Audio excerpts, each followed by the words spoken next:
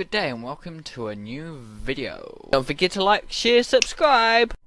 Hey and welcome to Weekly Tips. We're going to put some sense in your tip jar. Welcome today. Today we're going to be drawing and discussing the bird scale. So don't fly away because I have a bit of a bird knowledge for you. And let's go dive into drawing the bird scale. So I start off here, I'll get my pen ready, getting some reference together. I've gotten 3 views of the bird scale. So I found a raven bird scale. There's obviously very many different birds out there with different beaks, different size heads. The raven looks like it has quite a big eye socket there.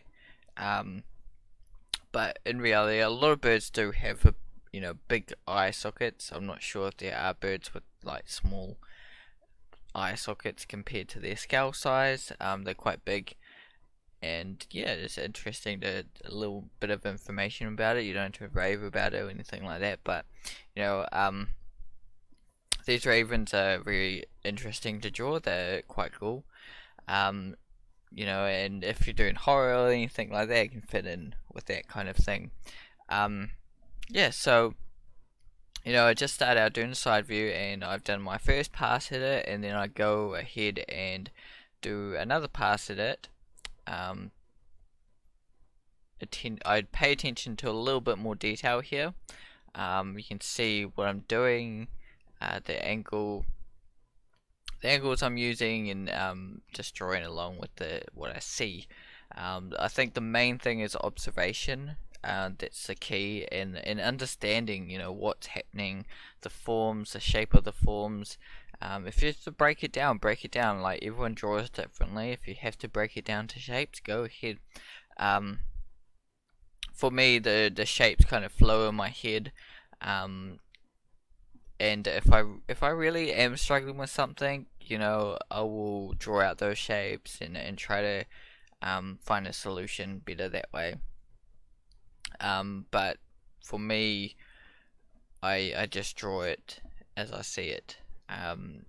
When you're imagining stuff, when you're not drawing from reference, it's very more helpful to use shapes. But it is useful to use shapes while you're drawing from reference as well.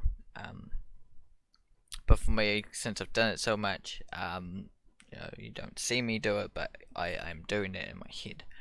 Here I'm doing a top view, and I'm using the symmetrical tool to help me. Makes it twice as fast. I don't have to draw one side then draw the other. This is kind of a cheating way, and it can be positive and negative. Positive, you don't have to draw 2 sides of it. Negative is that you don't draw symmetry, you don't get as much mileage of drawing both sides and matching them up. But yeah, it's a quick, easy way to help you understand and draw it. This isn't perfect, obviously. Here I've just noticed, the symmetry is still on. I've just hidden it. And then I go on a side view of the bird scale.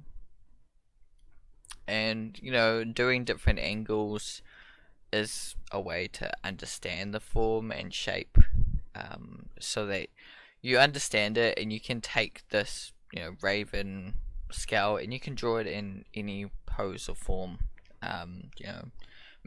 Taking a bite at something,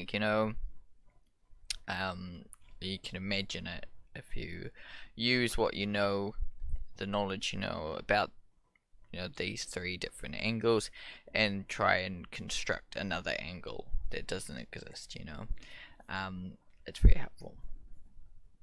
And this is another in the scale series. I have done a few scales here and there that I've drawn with you guys in my weekly tips.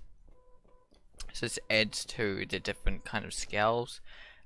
It's the scale's different because the beak is actually attached to the inside scale, so you've got a part that is attached to the inside that's coming out. in the outside form.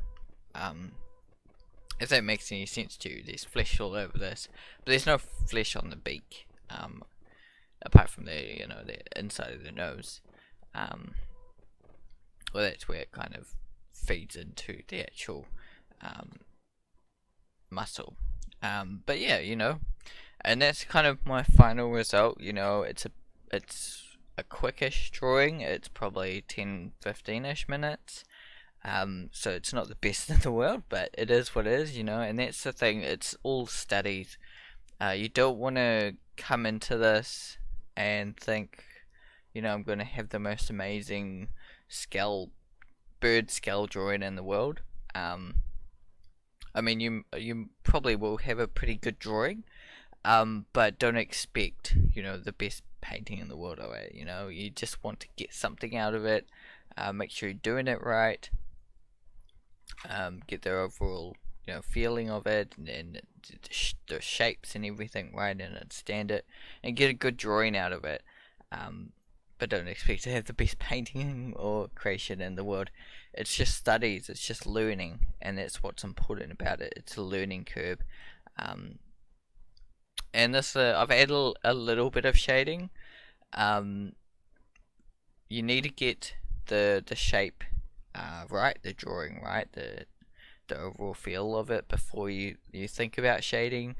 For me, I just add a little bit of shading just to give that little bit of a touch to it, that this drawings give it a little bit of nice look to it, and everything like that. But I'll keep drawing this and drawing this eventually, and get better at it. So feel free to comment down below if you do repeatedly draw things, if you think this helps you in any way or form. I'd really appreciate your comments. It's lovely to see comments down there below. Thanks for tuning in. Feel free to like. We'll see you in the next video. Don't fly away too soon, and see you in the next episode. Goodbye.